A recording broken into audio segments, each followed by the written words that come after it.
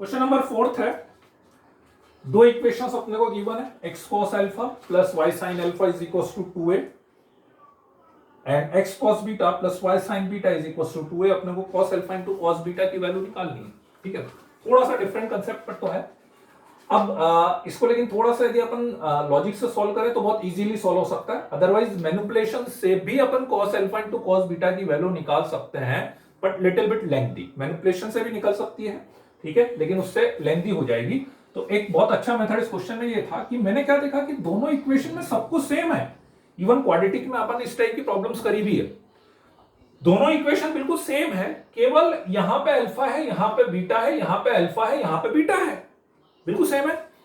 तो मैंने फिर एक आइडिया लगाया कि यदि मैं ऐसा बोलूं आपसे कि x cos theta plus y sin theta is equals to 2a is a equation which is satisfied by alpha and beta, तो गलत होगा क्या? मैंने सीधा सीधा, जैसे आप क्वाड्रेटिक में याद आ रहा आपको मैं कैसा करना चाह रहा हूं, क्वाड्रेटिक में अपन ऐसा करते थे ना कि मान लो मैंने दो रिलेशन लिख दिया, alpha square minus 5 alpha plus 3 is equals to 0, beta square minus 5 beta plus 3 is equals to 0। तो आप ऐसा बोल सकते थे ना कि there is a equation X square minus 5x plus 3 is equals to 0 whose roots are alpha and beta. Exactly उस type की बात अपन ने कर ली, और सबसे अच्छी बात है अल्फा बीटा ही लिखा हुआ था आपको क्वेश्चन में। तो मैं ऐसा बोल दूं कि ये है और इसके रूट्स क्या हो गए, अल्फा एंड बीटा हो गए, अल्फा बीटा इसको सेटिस्फाइड करेंगे। मुझे निकालना है cos अल्फा cos बीटा, तो मैं cos का क्वाड्रेटिक बनाता हूं, cos का क्वाड्रेटिक। cos का क्वाड्रेटिक बनाने के लिए सबसे अच्छा तरीका है, cos का क्वाड्रेटिक बनाना है तो इसकी तो कोई दिक्कत नहीं, मुझे इसकी दिक्कत आएगी, इसको cos में लेना पड़ेगा। तो cos थीटा को मैं उधर ले जाता हूं और स्क्वायरिंग कर देता हूं दोनों साइड की। cos थीटा को उधर ले जाके यदि मैंने दोनों साइड की स्क्वायरिंग कर दी, दोनों साइड की स्क्वायरिंग कर दी, तो I am getting this term. कोई प्रॉब्लम है? दोनों साइड की स्क्वायरिंग कर दी, cos x cos थीटा को उधर ले जाकर, ठीक है। अब साइन स्क्वायर थीटा को आप 1 माइनस कॉस स्क्वायर थीटा लिख ही सकते हो। तो साइन स्क्वायर थीटा को यदि 1 माइनस कॉस स्क्वायर थीटा लिखेंगे, y square minus Y square cos square theta 4a square plus X square cos square theta minus 4ax cos theta, इसको उधर ले जाते हैं तो मेरे पास इक्वेशन बन गई X square plus Y square cos square theta, ठीक है, minus 4ax cos theta and plus 4a square minus Y square is equal to 0। बन गई इक्वेशन। और इसको कौन कौन सेटिस्फाइड कर रहा था, अल्फा बीटा। तो यदि मैं cos थीटा को t मानूंगा, मान लो इसको cos थीटा का क्वाड्रेटिक मानेंगे, तो X square plus Y square into T square minus 4ax into T plus 4a square minus Y square equal to 0। अब इसको कौन सेटिस्फाइड करेगा, cos alpha and cos beta. So we have to find the product of the roots which is cos alpha into cos beta. What will be product of the roots? C by a. So that is directly 4a square minus y square upon x square plus y square. Best method यही है इस question के, ठीक है ना। बाकी अपन manipulation से करते, मैनिपुलेशन से कैसे करते वही अपन दोनों इसको साइन को कॉस में चेंज करते, जैसा ये करा ना मैंने अभी एक बार करा, ऐसे मेरे को दोनों में करना पड़ता, फिर दोनों को ऐड मल्टीप्लाई करते अपन, तो फिर मेरे पास मैनिपुलेशन करके cos alpha into cos beta की वैल्यू आ जाती है, ठीक है। क्वेश्चन नंबर 5 है, which of the following of values of x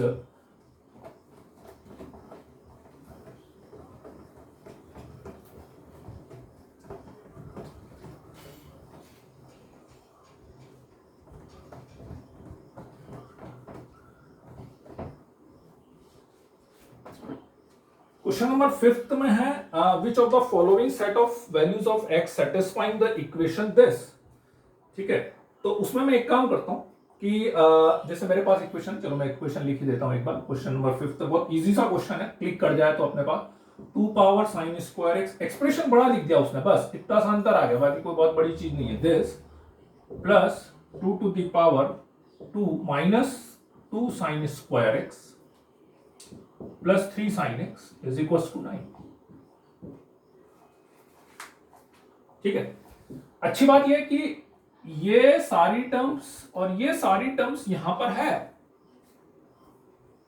ठीक है, एक छोटा सा चेंज करता हूं, अपन यहां पे भी कर सकते हैं, उधर से करेंगे तो थोड़ा इजी हो जाएगा। ठीक है, इसमें मैं -1 और +1 कर लेता हूं, -1 है +1। ठीक है, तो मेरे पास कुछ ऐसा हो जाएगा 2 to the power 2 sin square x -3 sin x +1, 2 + 1 is 2 power 3 -2 sin square x -3 sin x +1 is equal to 9। ठीक, अब बहुत आसान सा क्वेश्चन हो गया। इस पूरे को यदि मैं t मान लूंगा, ठीक है, यहां पे ब्रेक हो जाएगा 2 power 3 into 2 power minus of this, तो मतलब यदि इसको t मानेंगे तो ये t plus 2 cube into T power -1 is equal to 9 हो जाएगा। क्रॉस मल्टीप्लाई करके मेरे पास सीधे इक्वेशन बन जाएगी this plus 8 is equal to 0, और इससे मेरे पास वैल्यू आएगी t is equal to 1 and t is equal to 8। Correct, this is t। So 2 power 2 sin square x minus 3 sin x plus 1 is equals to 1 मतलब 2 power 0। ठीक है, and second 2 to the power 2 sin square x minus 3 sin x plus 1 is equals to 8। 8 means 2 cube. ठीक, अब आप कर सकते हैं, इसको सीधे इज इक्वल टू 0 करना और इसको सीधे इज इक्वल टू 3 करोगे तो इक्वेशन डायरेक्टली फैक्टराइज होके सॉल्व हो रही है। ठीक है, क्वेश्चन नंबर 6 की बात करें अपन, तो क्वेश्चन नंबर 6 में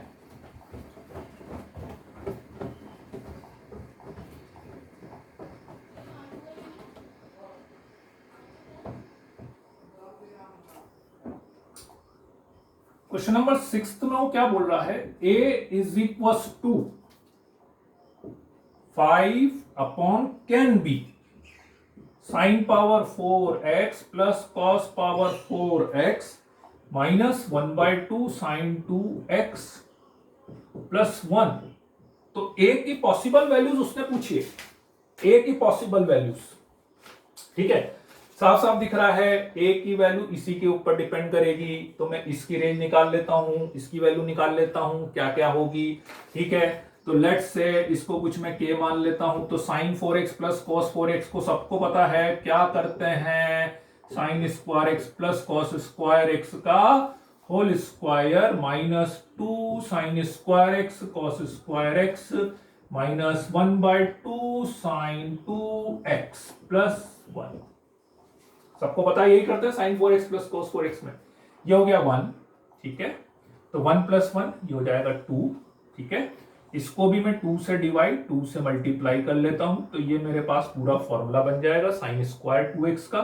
तो मेरे पास आ गया 2 minus 1/2 sin square 2x minus 1/2 sin 2x। ये मेरे पास ये हो गया, जिसको मैंने डिनोमिनेटर वाले को माना हुआ है 5/k। अब मेरे ख्याल से दिक्कत नहीं होगी। इसको यदि मैं लेट्स से t मान लेता हूं sin 2x को, और t की वैल्यू कहां से कहां तक होगी, -1 से लेके 1 तक। ठीक है, एलसीएम ले लेते हैं, ज्यादा अच्छा है, 2 टू 4। ठीक है, 1/2 को बाहर ले लिया मैंने, माइनस भी कॉमन ले लेते हैं। ठीक है, माइनस भी कॉमन लेंगे, 1/2 को बाहर ले लिया मैंने, तो मेरे पास यहां पे बचा कितना, टी स्क्वायर प्लस टी, ये टी स्क्वायर ये टी, और 2 टू 4 -4, ये बच रहा है। एक बार चेक कर लेते हैं, -1/2 टी स्क्वायर बिल्कुल सही है, -1/2 टी सही है, एंड +2 बिल्कुल ठीक है, और टी की वैल्यू -1 से लेके 1 तक है। राइट, चलो परफेक्ट स्क्वायर बना लेते हैं। तो परफेक्ट स्क्वायर बनाओगे तो सबको पता है क्या बनेगा, t प्लस 1/2 का होल स्क्वायर माइनस 1/4 -4।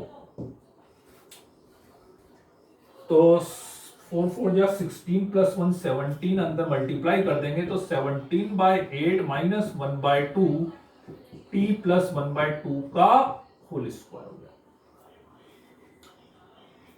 t की वैल्यू -1 से 1 है तो ये 0 हो सकता है, तो ये 0 हो सकता है, तो 7/8 इसकी मैक्सिमम वैल्यू हो गई, मैक्सिमम, क्योंकि जब ये 0 होगा तो मैक्सिमम। ठीक है, और इसके मिनिमम के लिए इसको मैक्सिमम कर दें, विच विल बी 1 1 पे आएगा, ये 1 प्लस माइनस 1 पे तो कम हो जाएगा, 1 पे ज्यादा आएगा, तो 1 रख दे, इसमें रखे, इसमें रख देते ना, तो 1 रखेंगे तो 1 प्लस 1 2, 2 माइनस 4 माइनस 2, ठीक है, माइनस 2 तो प्लस 1 हो गया ना, t इक्वल्स टू 1 रखेंगे तो 1 पे मेरे पास आ गया 1। ये किसकी k की वैल्यू आई? k की वैल्यू आई है 17/8 से लेके, और उल्टा लीजिएगा, हाँ वो मैक्सिमम थी, ये मिनिमम थी, सॉरी। तो k की वैल्यू आपके पास आएगी, मतलब ये आई 1 से लेके 17/8 तक, 1 से लेके 17/8 तक। अपने पास है 5/k, तो पहले मैं k/5 कर लेता हूं, इसको उल्टा कर लेते हैं, तो 5/k की वैल्यू आएगी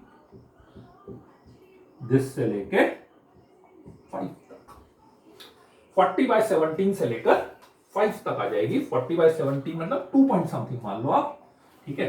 अब ऑप्शन चेक कर लो, इसमें a कैन बी 2 पॉइंट से लेकर 5 तक, तो 2 तो नहीं हो सकता, 3 हो सकता है, 4 भी हो सकता है, एंड 5 भी हो सकता है, तो B, C and D is the correct answer.